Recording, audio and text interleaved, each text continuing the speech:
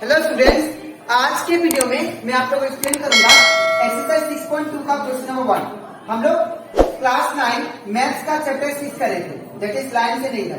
इसके पिछले वीडियो में मैंने आप लोगों को समझाया था एक्सरसाइज 6.1 का जितना भी क्वेश्चन था वो सारा एक्सप्लेन कर दिया था। ठीक है, इसी के साथ साथ अभी तक हम लोग इस चैप्टर का मैंने आप लोग को इंट्रोडक्शन पार्ट भी मैंने समझा दिया है, जो कि आप लोग के लिए बहुत ही हेल्पफुल होगा फॉर योर बोर्ड एग्जाम। जो बोर्ड एग्जाम में 45 मार्क्स का एमसीक्यू आता है वो आप लोग इजीली सॉल्व कर पाओगे अगर आप लोग हर एक चैप्टर का इंट्रोडक्शन पार्ट अच्छे से देखते हो। ठीक है, तो अगर आपको हर एक चैप्टर का इंट्रोडक्शन पार्ट अच्छे से देखना है तो आप लोग मेरे यूट्यूब चैनल में जाके उसको देख सकते हो। ठीक है, इसी के साथ साथ अभी तक हम लोग क्लास 9 मैथ्स का chapter 1, chapter revision, chapter 2, chapter 3 and chapter 4 उसमें का जितना भी क्वेश्चन था और जितना भी एग्जाम्पल क्वेश्चन था वो सारा मैंने आप लोग को एक्सप्लेन कर दिया।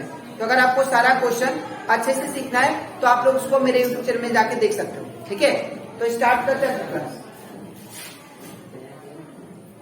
यहाँ पे हम लोग को बोला गया है इन फिगर 6.28 ये वाला फिगर में, that is find the value of x and y. हम लोग क्या निकालना है, एक्स और वाई का वैल्यू निकालना है जो इसमें प्रेजेंट है फिगर में। ठीक है, and then show that A B parallel to C D. हम लोग को ये भी शो करना है कि ए बी जो है लाइन ये पैरेलल है किसका, सी डी का।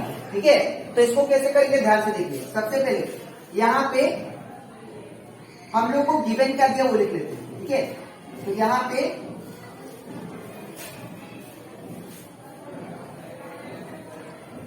फ्रॉम फिगर डायरेक्ट लिखते हैं हम लोग, फ्रॉम फिगर। अगर हम लोग फिगर को अगर ध्यान से ऑब्जर्व करें तो ये वाला एंगल और ये वाला एंगल क्या हो गया, आपस में इक्वल होंगे। क्यों? बिकॉज मैंने आप लोगों को समझाया था कि दो लाइन आपस में अगर इंटरसेक्ट करता है, अगर दो लाइन आपस में इंटरसेक्ट करता है तो ये वाला एंगल और ये वाला एंगल इक्वल होते हैं बिकॉज ऑफ कौन सा रीजन से, वर्टिकली ऑपोजिट एंगल। ठीक है, इन द सेम भी ये वाला एंगल इसके बराबर होगा, कौन सा रीजन से, वर्टिकली ऑपोजिट एंगल। ठीक है, तो ये बराबर क्या होगा, कौन सा एंगल, ये। तो लिखेंगे for figure y is equal to 130 degree. ठीक है, रीजन में क्या, दैट इज वर्टिकली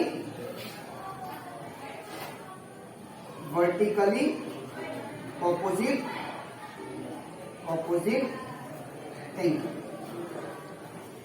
ठीक है ना, ये रीजन से ये क्या होगा, y।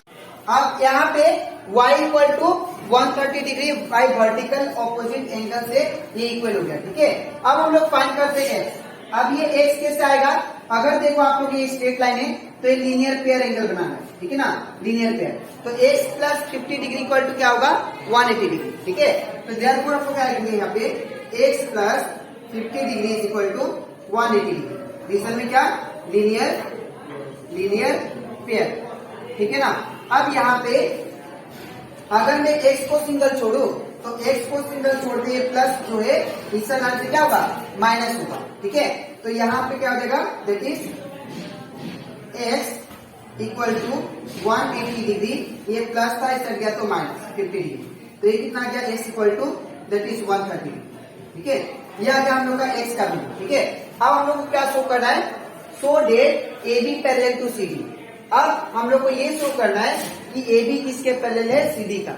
अब A B parallel to C D कैसे आएगा, अब मैं आपको कॉन्सेप्ट बता देता हूं। जब भी दो लाइन को एक ट्रांसवर्सल कट करेगा तो याद रखिएगा वहां पे जो अल्टरनेट एंगल होगा वो क्या होगा, आपस में बराबर होगा। ठीक है, तो अगर अल्टरनेट एंगल इक्वल होगा तो इसका मतलब क्या, इसका मतलब ये है कि ये लाइन इसके पैरेलल है। ठीक है, मैं फिर से बता दे रहा हूं, अकॉर्डिंग टू एक थ्योरम है, थ्योरम के अकॉर्डिंग ये कहता है कि अगर दो लाइन को एक ट्रांसवर्सल लाइन कट करता है तो उसमें जो अल्टरनेट एंगल होगा वो आपस में इक्वल होगा। ठीक है, और यहाँ पे देखिए इक्वल है, y equal to 130, x equal to 130, तो यहाँ पे अल्टरनेट एंगल क्या हो गया, इक्वल आ गया। तो अगर अल्टरनेट एंगल इक्वल है तो दैट मीन्स ये लाइन का पैरेलल है। ठीक है, तो हम लोग लिखेंगे यूजिंग थ्योरम, तो यहाँ पे लिखेंगे if two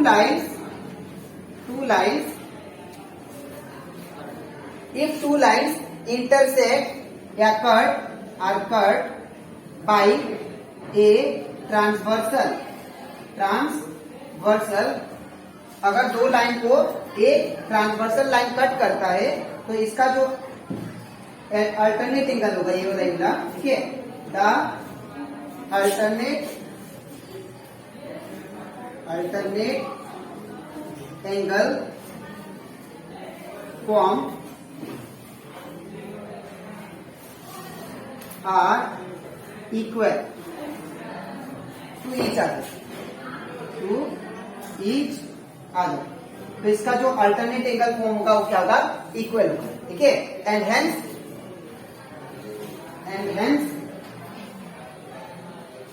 the two lines are parallel to each other. That is, therefore we can say AB parallel to that is CD.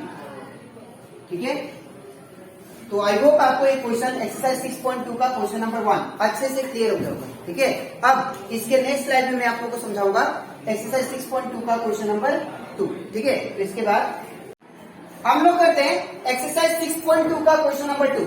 इसमें क्या दिया गया है, in figure if AB parallel to CD, अगर ये फिगर में AB पैरेलल टू CD है, ठीक है, line, and CD parallel to EF, ये लाइन है, तो हम लोग को रेशियो दिया है कि y/z, ये जो एंगल है y/z एंगल, तो ये किसके बराबर है, 3:7, और हम लोग को फाइंड क्या करना है, x वाला, ठीक है।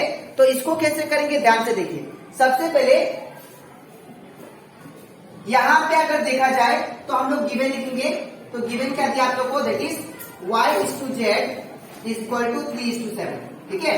अब यहाँ पे मैंने आप लोगों को बोला था कि जब भी कोई भी एंगल रेशियो में दे तो वो एक्चुअल एंगल नहीं होता है, ठीक है। उसको टोटल एंगल फाइंड करने के लिए आपको एज्यूम करना पड़ेगा, लेट y इक्वल टू क्या मान लेते हैं, 3a, ठीक है, 3a, और z को क्या मान लेते हैं, 7, ठीक है।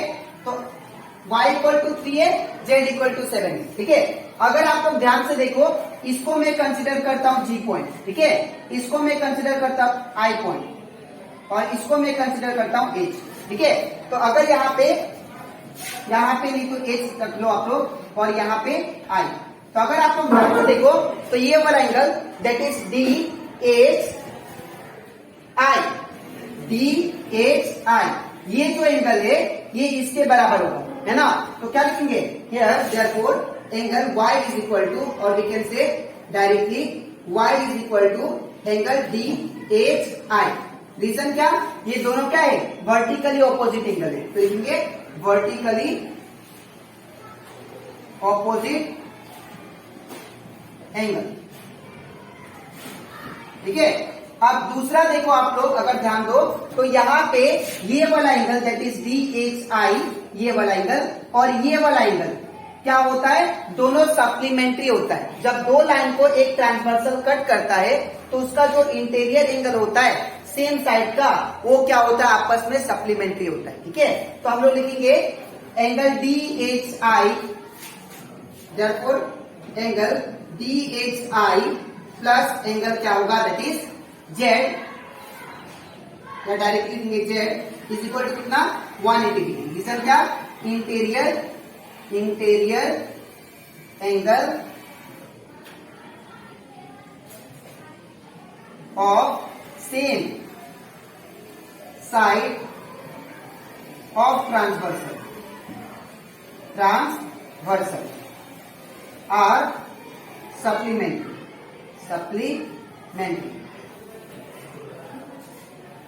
इसका मतलब ये है कि अगर एक ट्रांसवर्सल लाइन दो लाइन को कट करता है तो इसका जो सेम साइड वाला एंगल होगा वो क्या होगा, सप्लीमेंट्री होगा। आपको मैंने सप्लीमेंट्री एंगल समझाया था, अगर दो एंगल का सम 180 के बराबर आए तो क्या होगा, सप्लीमेंट्री एंगल, ठीक है। तो यहाँ पे क्या होगा, interior angle of same side of a transversal are supplementary, ठीक है। तो ये मैंने क्या लिख दिया, DHI plus angle Z is equal to 180, ठीक है। अब यहाँ पे अगर आप लोग ध्यान दो, DHI का वैल्यू क्या है, DHI का वैल्यू हम लोग y लिख सकते हैं, ठीक है, क्योंकि दोनों इक्वल है। तो इन प्लेस ऑफ DHI क्या लिखेंगे हम लोग, y, प्लस का प्लस, Z का Z इक्वल टू 180 डिग्री, ठीक है। अब क्या करो आप लोग y का वैल्यू पुट करो, क्या है 3, तो यहाँ पे 3 है प्लस z का वैल्यू 7 है इक्वल टू 180 डिग्री। ठीक है, अब 3a प्लस 7 क्या होगा, दैट इज 10 है इक्वल टू 180 डिग्री। ठीक है, और a को अगर मैं सिंगल छोड़ू तो 10 कहाँ जाएगा, इसका नीचे, तो a इक्वल टू क्या होगा 180 डिग्री बाई दैट इज 10। ये वाला मल्टीप्लाई में था, इस साइड गया तो डिवाइड, तो ये 0 से 0 कैंसिल, तो हमारा रिजल्ट कितना आ गया, a इक्वल टू 80 डिग्री। ठीक है, अब हमें निकालना क्या था, x निकालना था। ठीक है, तो अगर मुझे x निकालना है तो यहाँ पे मुझे देखो, यहाँ पे एंगल z निकाल लेते हैं पहले। ठीक है, तो therefore z इक्वल टू क्या था मेरे पास 7 है। ठीक है, और we can say z equal to क्या होगा 7 इंटू a का वैल्यू 18। ठीक है, तो z इक्वल टू कितना होगा 18 इंटू 7 1। तो ये कंप्लीट हो जाता है हमारा एक्सरसाइज 6.2 का क्वेश्चन नंबर 1 एंड 2। ठीक है, तो आई होप आपको ये दोनों क्वेश्चन अच्छे से क्लियर हो गए। ठीक है, अब इसके नेक्स्ट वीडियो में मैं आप लोगों को समझाऊंगा एक्सरसाइज 6.2 का question number that is 3 and 4। ठीक है, तो आज इतना ही, मिलते हैं नेक्स्ट वीडियो में।